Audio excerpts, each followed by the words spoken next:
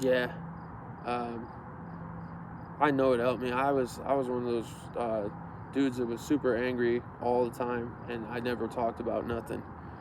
And you know, I used drugs as therapy, and then I used my anger as a motor to rip apart society, steal, and do things that I normally wouldn't do. But I didn't know how to break myself from that until I went to Pier 1, because they told me to, they got the shit that you need, the tools that you, in my opinion, I got broken down quite a bit, and I talked about things that I thought I would never talk about. And when I realized the amount of pressure that was lifted off my shoulders,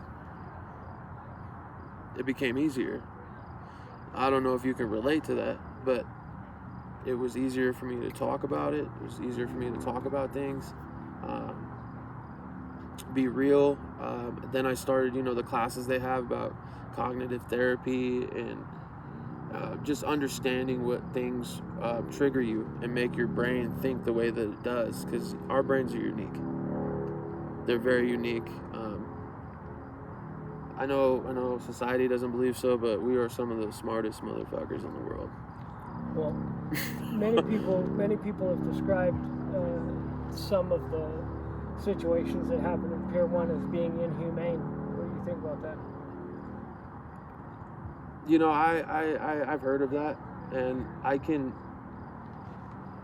understand where it may seem inhumane to a family member or an outside source that has never experienced addiction, that has never experienced flat out face and balls to the wall time. You're never gonna get out. This is what you have to do.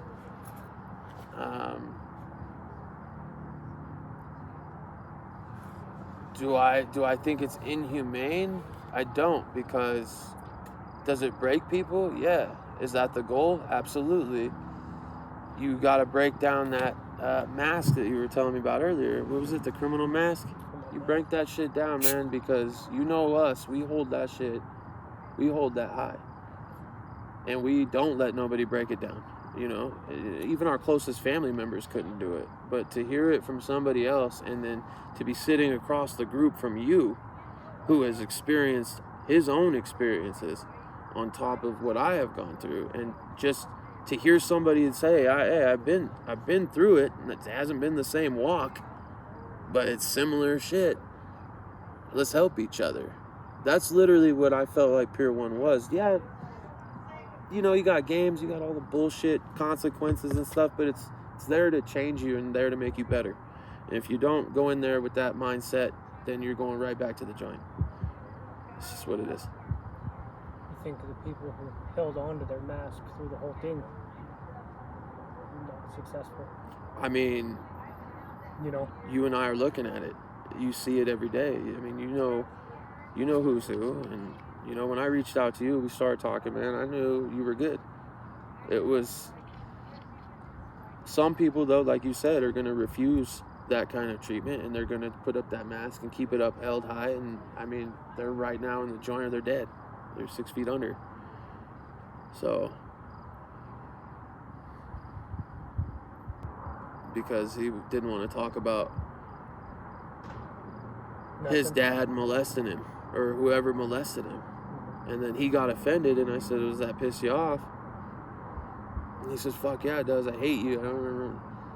But to see the transition, because, and I just want to, for the record, I want everyone to know that it wasn't something that I'm, but to see him transition and get so fired up, and then staff step in, and then us obviously talk to him, and this dude didn't want to talk to me ever again, but he ended up talking about it. And I think that was gratifying for me, because it was like, hey, he's a totally different walk of life, but for whatever reason, I was able to trigger or spark something to help him. I think that's what it's about. I mean, there's several games where I was in, and people called me out on my shit, and I didn't want to talk about it, and I'd shut down, and Then you talk about it, and you just understand how good it really feels. You know what I mean? Do you think there should be more push for more programs like this? I do. I think right now, right around when you and I were leaving, they were, pushing for, it's like a weaker system, bro. Like no monad.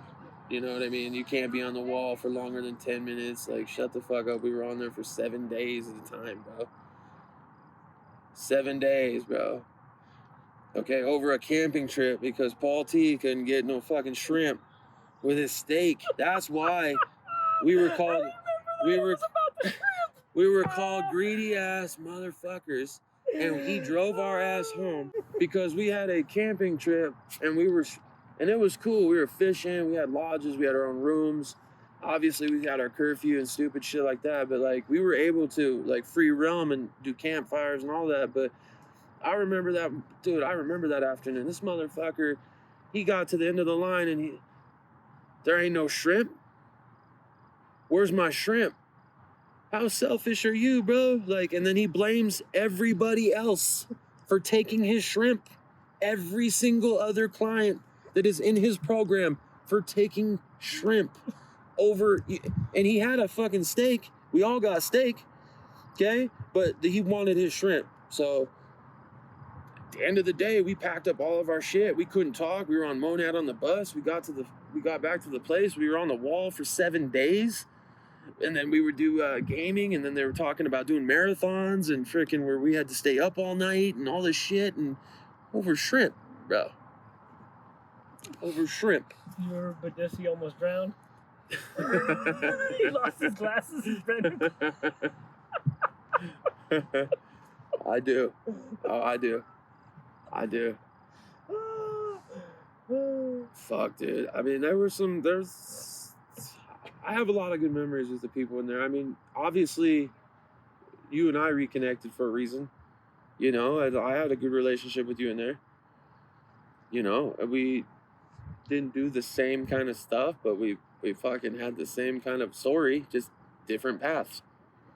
And, we talked several times. I remember our conversations and times where I was needing somebody and you were there. This is what it's about.